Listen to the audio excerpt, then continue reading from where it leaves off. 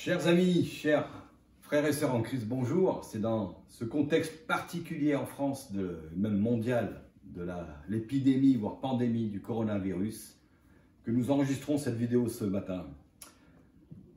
Les autorités gouvernementales et préfectorales nous ont fortement conseillé d'éviter tout rassemblement dans les églises particulièrement. Aussi, nous nous soumettons avec sagesse et acceptons cette décision. C'est pourquoi nous filmons et nous enregistrons et nous pourrons diffuser cette vidéo ultérieurement. En tout cas, ça me fait penser qu'on peut rebondir là-dessus, même si nous ne pouvons pas nous rencontrer physiquement, de pouvoir prier les uns pour les autres. C'est un moment privilégié pour cela, mais aussi prier pour nos autorités, prier pour tous les personnels de santé, pour les malades, mais aussi pour nos voisins, nos collègues de travail et nos familles. Merci de prendre du temps cette semaine pour cela.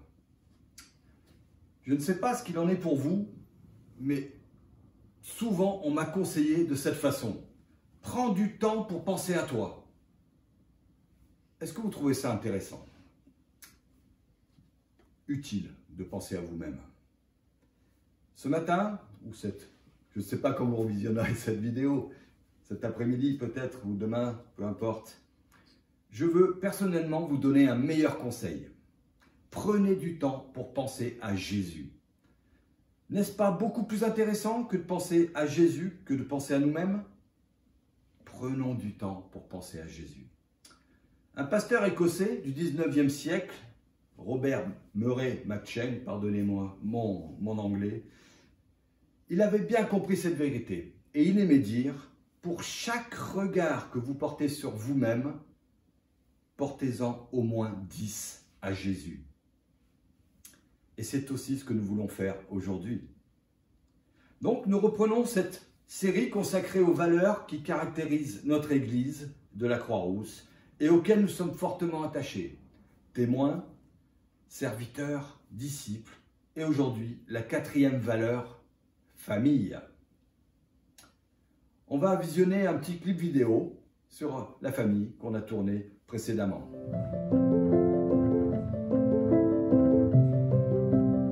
Bonjour, je suis Anne et moi Sylvain, et nous sommes tous les deux membres de l'Église évangélique de la Croix-Rousse. Dans l'évangile de Jean, il est écrit: mais à tous ceux qui ont accepté Jésus-Christ, à ceux qui croient en son nom, il leur a donné le droit de devenir enfants de Dieu. Anne et moi avons trouvé en Dieu un Père. Et nous sommes donc devenus enfants de Dieu. Et en ce qui concerne tous les amis, ils sont devenus nos frères et nos sœurs en Christ. L'Église, telle qu'elle est décrite dans le Nouveau Testament, est une famille. De ce fait, elle propose l'interdépendance plutôt que l'indépendance. L'unité plutôt que la fragmentation. La participation plutôt que le spectacle. Le contact plutôt que l'isolement. Le corps plutôt que l'institution. Les relations plutôt que le programme. Les liens plutôt que l'indifférence. Alors, on espère vous voir bientôt.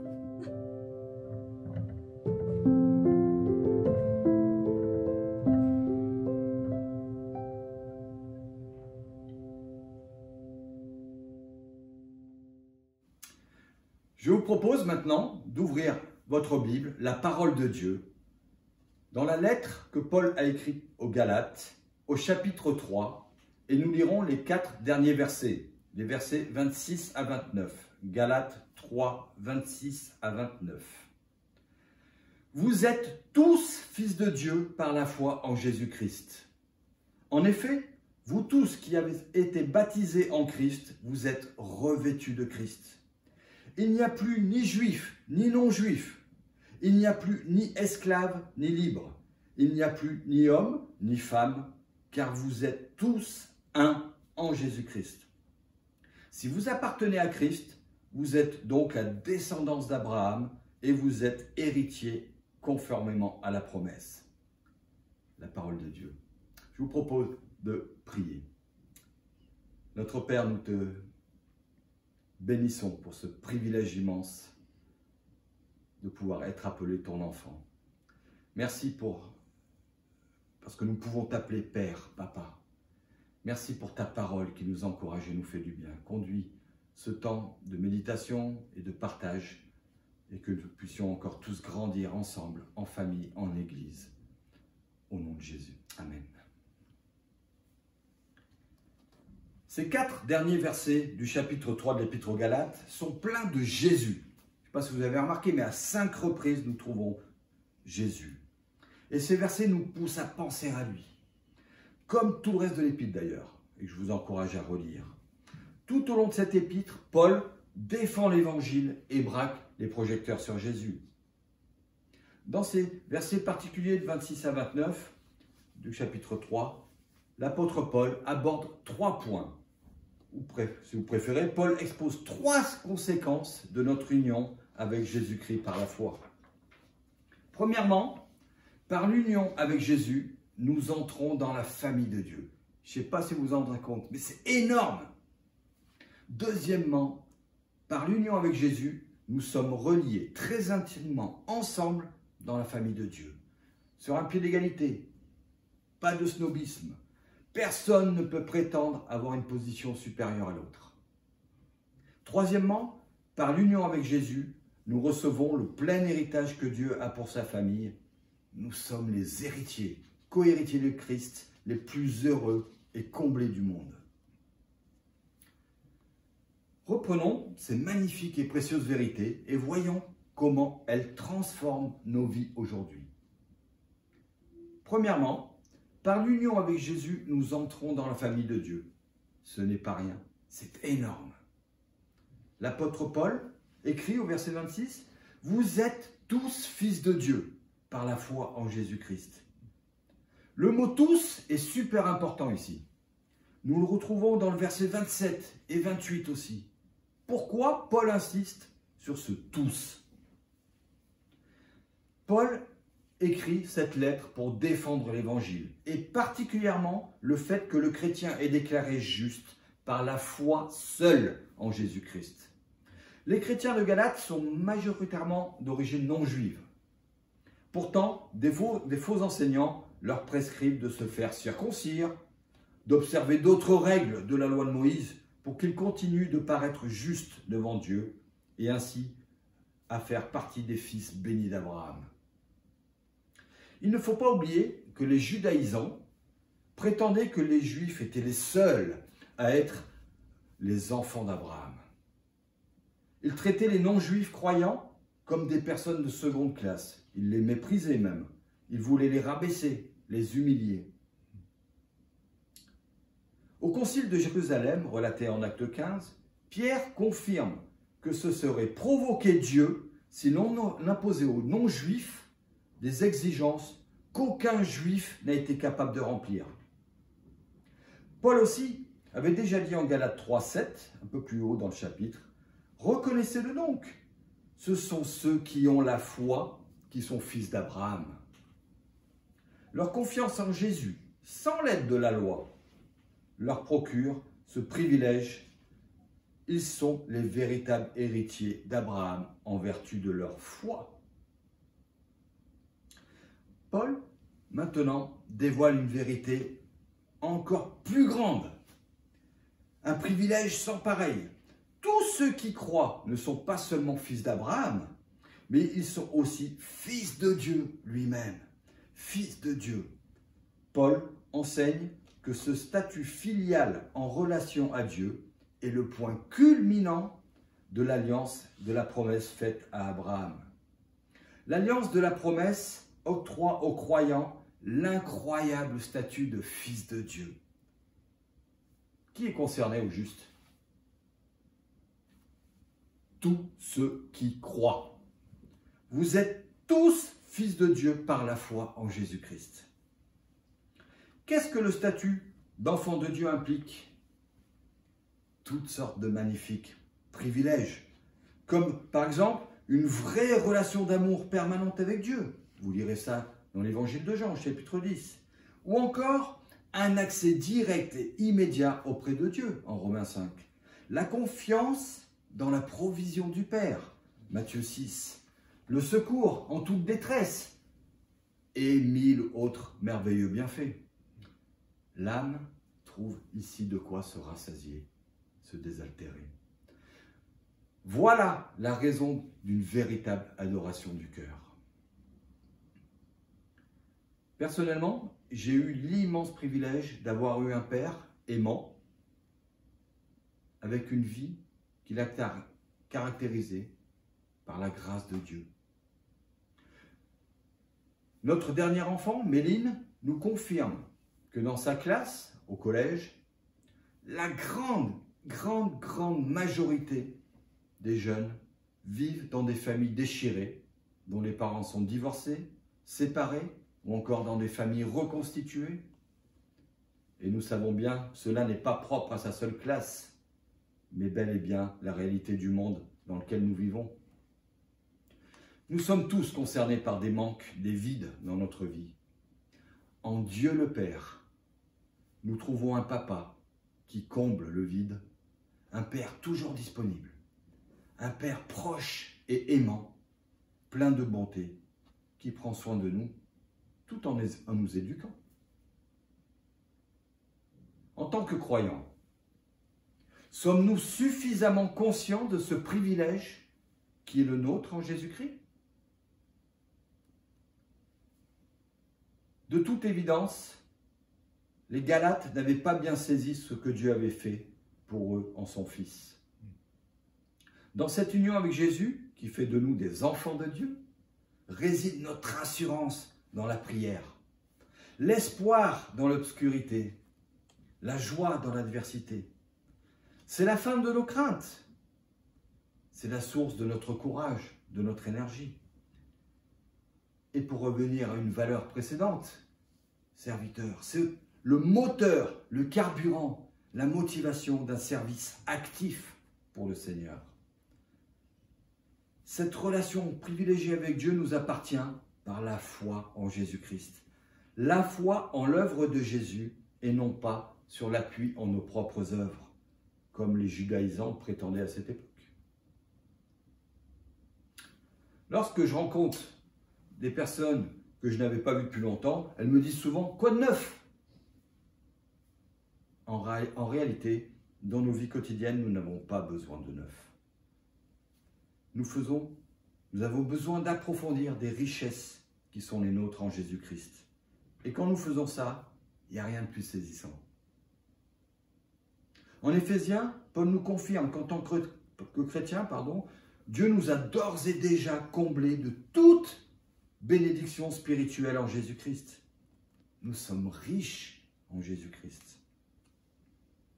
Prenons du temps cette semaine pour réfléchir et approfondir, découvrir les richesses qui sont les nôtres en Jésus-Christ.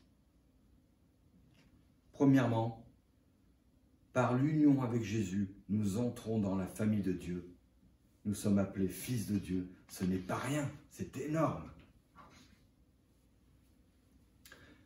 Deuxièmement, par l'union avec Jésus-Christ, nous sommes reliés très intimement, ensemble, dans la famille de Dieu. Relisons les versets 27 et 28. « Vous tous qui avez été baptisés en Christ, vous avez revêtu Christ. Il n'y a plus ni juif ni grec, il n'y a plus ni esclave ni libre, il n'y a plus ni homme ni femme, car vous tous, vous êtes un en Christ Jésus. » Pourquoi Paul fait intervenir le baptême ici? Le baptême symbolise de façon visible notre union avec Jésus-Christ. C'est une doctrine centrale de la théologie de Paul. Le chrétien est uni à Jésus par la foi. Et le signe de notre union à Jésus par la foi est le baptême. Être uni à Jésus-Christ signifie que nous sommes connectés à tout ce que le Fils de Dieu a fait pour notre salut. Nous participons à sa vie obéissante, à sa mort sur la croix et à sa glorieuse résurrection. La foi effectue notre union avec le Fils de Dieu. Le baptême en constitue le signe extérieur et visible. Le baptême évoque la vérité que les croyants ont déposé le vêtement de leur péché et ont été revêtus de la justice du Fils de Dieu. vous avez revêtu Christ, écrit Paul dans ces versets.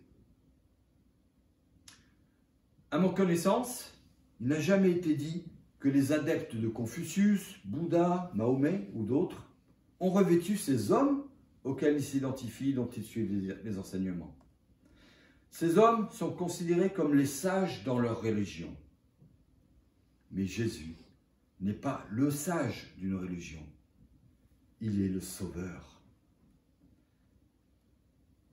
Tout comme vous revêtez des nouveaux vêtements, votre baptême vous rappelle que vous avez été habillé de Christ, enveloppé par lui et de lui, comme par un vêtement. Ça m'a rappelé ce verset dans le livre d'Ésaïe, au chapitre 61. Je vous le lis. « Je me réjouirai en l'Éternel. Tout mon être tressaillira d'allégresse à cause de mon Dieu, car il m'a habillé avec les vêtements du salut. Il m'a couvert du manteau de la justice. » Ésaïe 61, 10. Le verset 28 de notre chapitre 3 de Galates nous rappelle que quand on parle de salut, il n'y a pas de différence entre nous. Nous avons tous également besoin de salut. Nous sommes tous également incapables de nous sauver nous-mêmes à cause de notre péché, de nos fautes.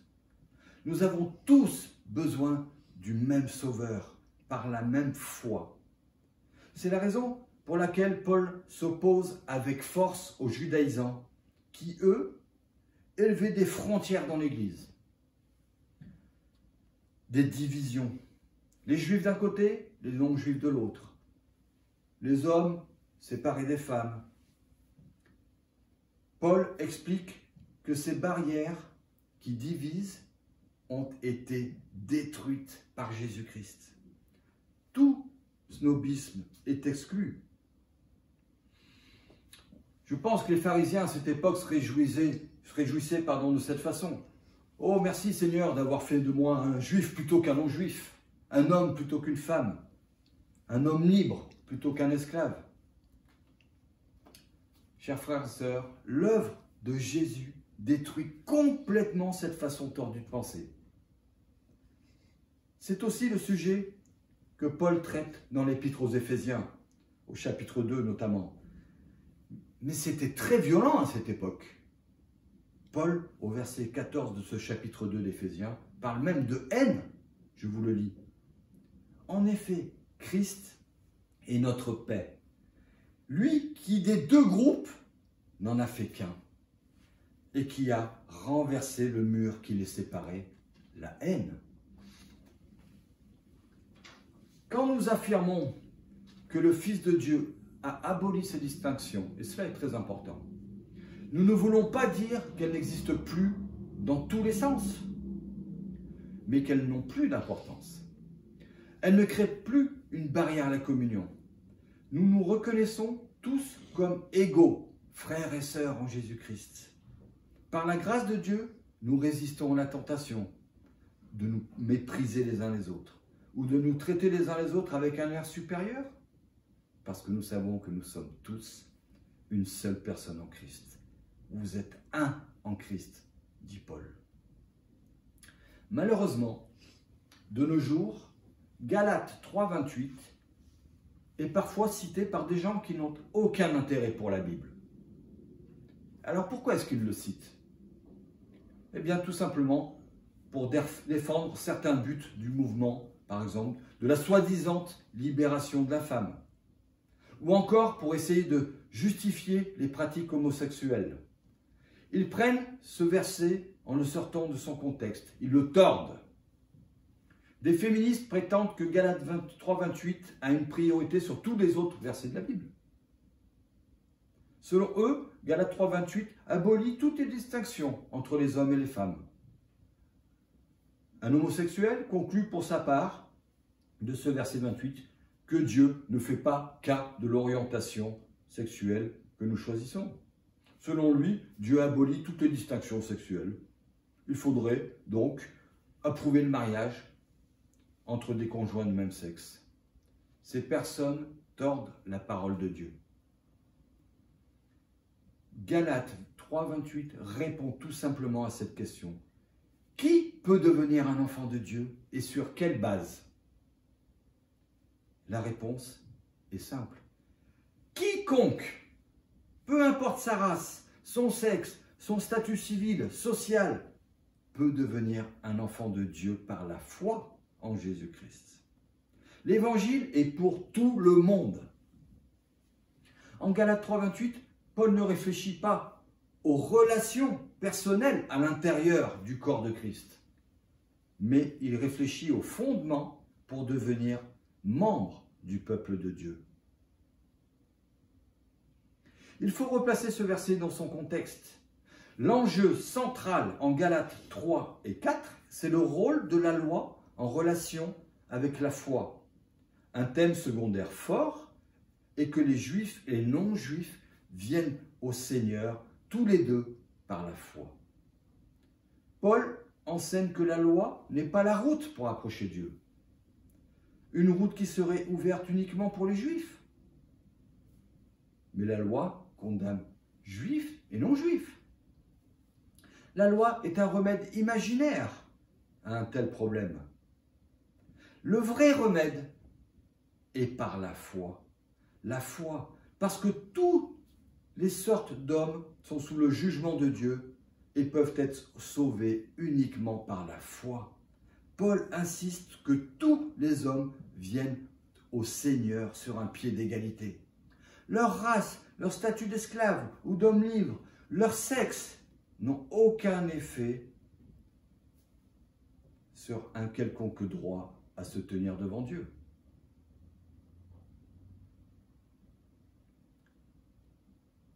Le point principal soulevé au verset 28 est que les distinctions entre hommes et femmes, juifs et grecs, esclaves et hommes libres n'ont aucune importance lorsqu'il s'agit de recevoir le salut. C'est la foi en Jésus-Christ qui fait la différence. Peu importe le sexe, le statut social ou la race. Ce verset 28 ne doit pas être utilisé pour prétendre qu'il n'y a plus de distinction de fonction et de devoir dans la famille, dans le corps de Christ. Une telle interprétation est très étrangère au contexte. Tout ce que Paul veut dire, c'est que les différences raciales, sociales et de genre n'impliquent pas une inégalité spirituelle devant Dieu. Nous sommes chrétiens, héritiers de la promesse de Dieu faite à Abraham, bien avant d'être français, colombiens, irlandais, américains, riches, pauvres, hommes, femmes ou quoi que ce soit d'autre. L'essentiel ici porte sur la façon dont nous entrons dans une relation salvatrice avec Dieu et non pas sur les implications qui découlent de cette relation. D'ailleurs, le même Paul écrit en Éphésiens 5, le mari est le chef de la femme. Et ici, il écrit, il n'y a plus ni homme ni femme. Ces énoncés ne sont pas contradictoires. Il n'y a plus ni homme ni femme. Le mari est chef de la femme comme Christ est aussi chef de l'Église. Ce n'est pas contradictoire. Le premier concerne l'égalité dans le salut. Et le deuxième concerne les relations mari-femme telles que créées par Dieu. Les deux vérités coexistent sans contradiction dans le Nouveau Testament. Il nous faut donc donner un poids égal aux deux. Cette vraie unité chrétienne que l'on trouve uniquement en Jésus-Christ est précieuse. Elle trouve son expression dans la famille, dans l'amour pour les frères et sœurs croyants, dans la fraternité, dans l'évangile, dans le partage des souffrances, dans une affection mutuelle, dans la prière les uns pour les autres, dans la réjouissance commune en Jésus-Christ, etc., etc. Peut-être que tu te dis, oh là là, Sylvain, il est en train de nous vendre un rêve. C'est pas possible ça, c'est utopique. Tu doutes de cela. Eh bien, voici ce que je te réponds. Si tu veux découvrir et expérimenter la réalité de ces relations familiales et fraternelles, ne te contente pas de venir au culte de temps à autre. Veux-tu, ce soir, cet après-midi, ce matin, je ne sais pas quand tu regarderas cette vidéo, Veux-tu t'engager à participer activement aux activités de l'Église? Aux églises de maison? Au groupe de découverte de la Bible? À un groupe de croissance? Aux diverses formations proposées? Ou encore, en cette période particulière d'isolement, vivre le réel bénéfice du soutien dans la prière des frères et sœurs? Premièrement, par l'union avec Jésus, nous entrons dans la famille de Dieu. C'est énorme. Deuxièmement, par l'union avec Jésus, nous sommes relayés très intimement ensemble dans la famille de Dieu. Et finalement, en troisième point, par l'union avec Jésus, nous recevons un plein héritage que Dieu a pour sa famille. Nous sommes les héritiers les plus heureux du monde. Relisons ensemble le verset 29. Si vous appartenez à Christ, vous êtes donc la descendance d'Abraham et vous êtes héritier conformément à la promesse. Vous croyez en Dieu? Vous êtes héritier selon la promesse. Quel est votre héritage? La Bible déclare qu'en vertu de votre relation avec Jésus-Christ par la foi, vous êtes pardonné pour toujours de vos péchés. Acte 10. Vous êtes réconciliés avec Dieu. En 2 Corinthiens 5. Vous êtes les enfants adoptés par Dieu. En Galates 4. Vous avez la vie éternelle et toutes sortes d'autres bénédictions spirituelles incomparables et incommensurables. Est-ce que vous avez déjà vécu une crise d'identité? Une période de votre vie où vous vous demandiez qui vous étiez réellement? À quoi vous serviez? Pourquoi vous êtes là sur cette terre ici-bas?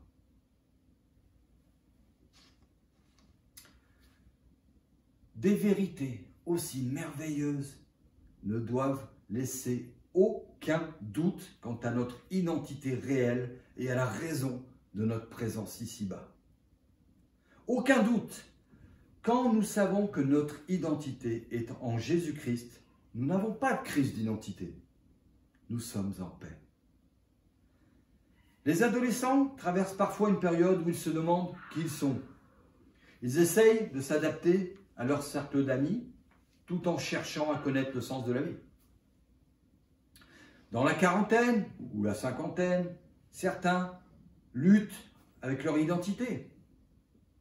Peut-être parce qu'elles sont déçues de ne pas avoir accompli tout ce qu'elles espéraient. Dans la vieillesse, des gens se rendent compte que la vie tire à sa fin. Et ils se demandent quel genre de personnes ils sont devenus. Les chrétiens ne sont pas exempts de telles questions. Il est donc très très important de se rappeler ce que Dieu dit au sujet de notre identité.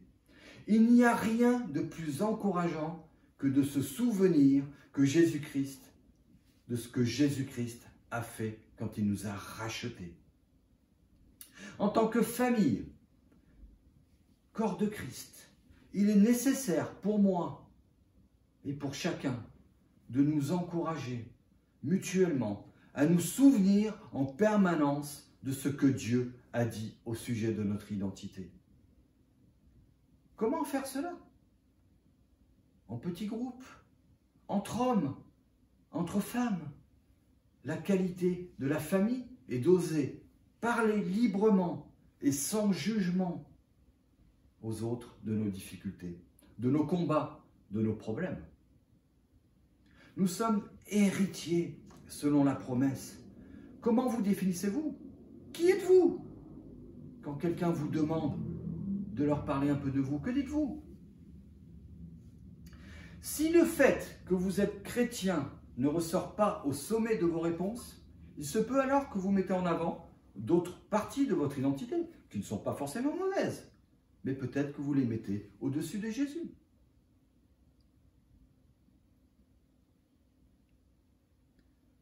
En tant que chrétien, la vérité la plus importante à notre sujet est que nous sommes en Jésus-Christ. Nous appartenons à la famille de Dieu.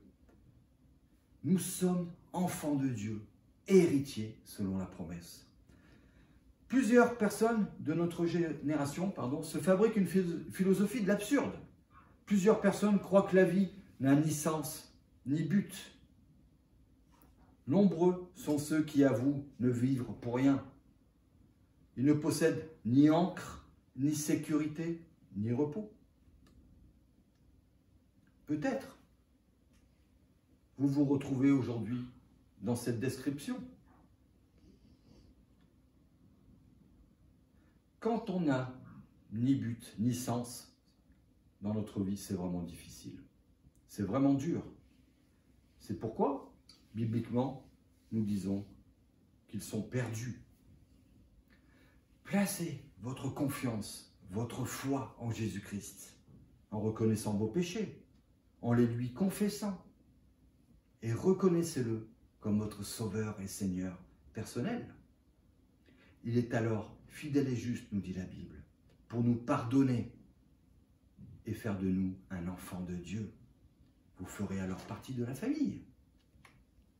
La promesse qu'en Jésus, nous découvrons le sens de notre vie est saisissante. Ceux qui reçoivent cette promesse par la foi trouvent leur place à la fois dans l'éternité, dans la société, dans l'histoire. Ils sont en relation avec Dieu comme ses fils, ses filles.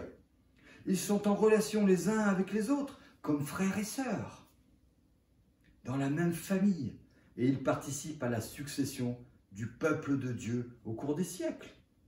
Voilà la chose la plus palpitante. Ce dont nous avons le plus besoin, ce n'est pas d'avoir chaque jour du neuf, mais c'est d'avoir une appréciation plus profonde de ce qu'il y a de plus excitant que tout au monde. Notre union à Jésus-Christ par la foi et les infinis bienfaits qui en découlent, voilà ce qui compte. Je conclus. Alors, à la question « Qui suis-je » les croyants peuvent, et doivent même répondre.